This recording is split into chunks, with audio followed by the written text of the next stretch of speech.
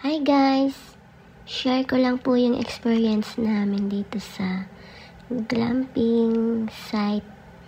Dito lang po yan sa Sintu na napakaganda at tahimik na lugar.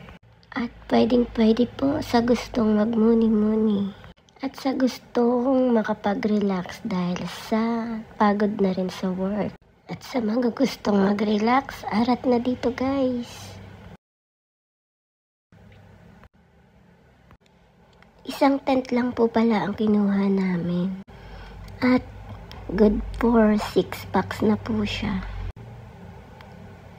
For only 4,000 NTD po. Meron po siyang dalawang bed na kasyang-kasya po kayong 6.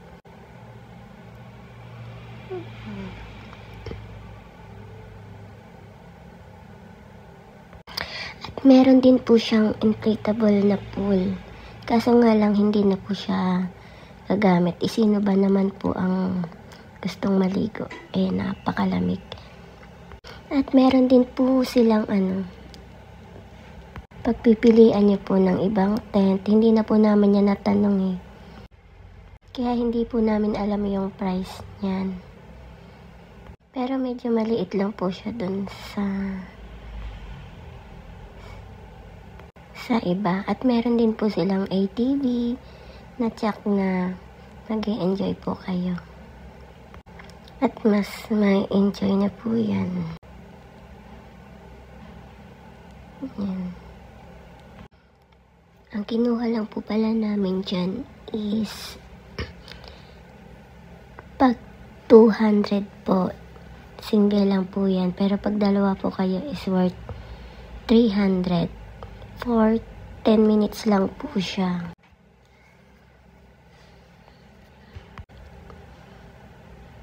Yan na po ang in-avail namin. Paikot-ikot lang po kami dyan sa campsite. For 10 minutes po siya. Meron din po siyang 800. Hindi na po namin yun in-avail at medyo risky po. Medyo foggy po kasi yung panahon dyan. Yung 800 NTD po siya is pupunta po kayo doon sa bundok po. Medyo delikado po ng panahon na yon, kaya hindi po namin in-avail yung 800 NTD. Hindi na po namin natanong kung ilang minuto po yon kasi hindi naman po namin in-avail.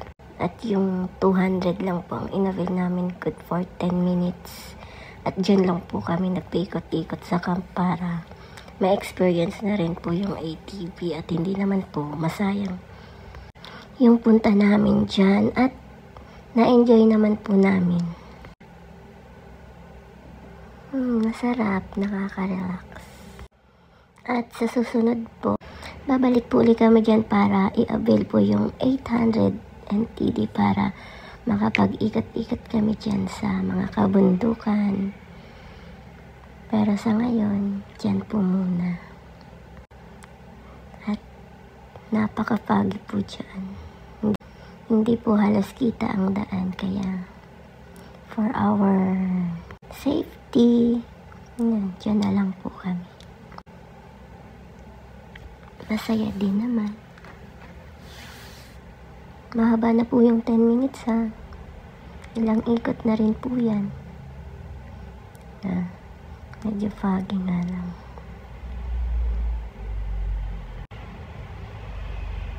Enjoy na enjoy ang mga kasama ko.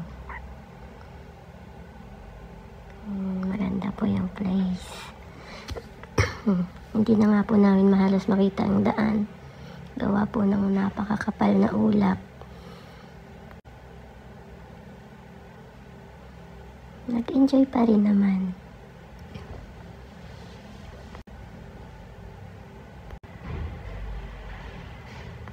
At kami lang po pala ang tao dyan. Meron po sa kabilang dulo.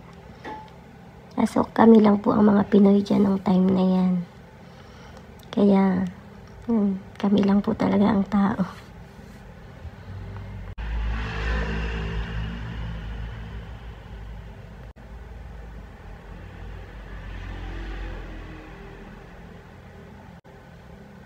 Yan guys, arat na.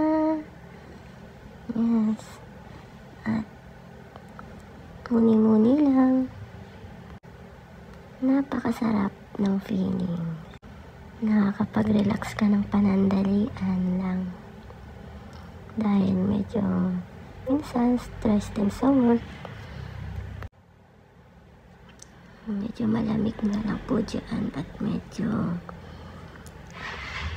at sa gustong makapag-relax, arat na dito guys.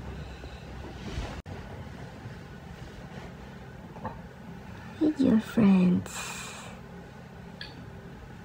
Relax lang, kape-kape, morning. Yun lamang po. Thank you for watching.